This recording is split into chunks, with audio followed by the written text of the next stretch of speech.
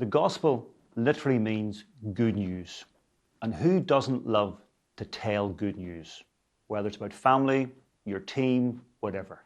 But I've observed recently that there's a tendency that sharing the gospel is being left to professionals, to the pastor, to the missionary, and even sometimes the gospel is left to an event. We bring someone to it. And I kind of feel we're cheating ourselves. We're losing out in the joy of telling people the good news. And some of the reasons for that, I think, are people think the gospel is a little bit too tricky, a little bit too difficult, theologically complicated. So, in your opinion, what would you say are the essentials, the ABCs of the gospel?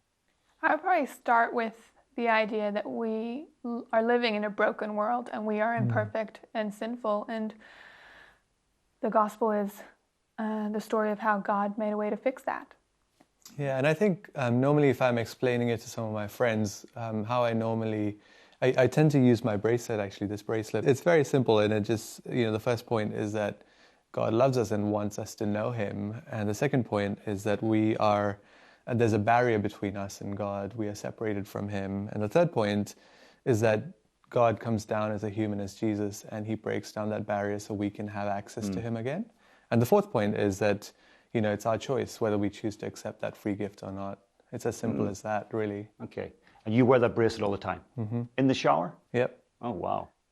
Well, the bracelet is a good example of there is a ton of really good resources and tools, whether it's a bracelet or your smartphone, a number of apps like God Tools, great bunch of tools, how you can share the gospel. It takes the pressure off you.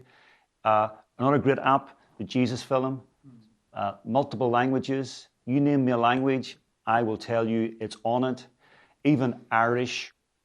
So we're blessed with a whole raft of tools, gizmos, to help us communicate the good news.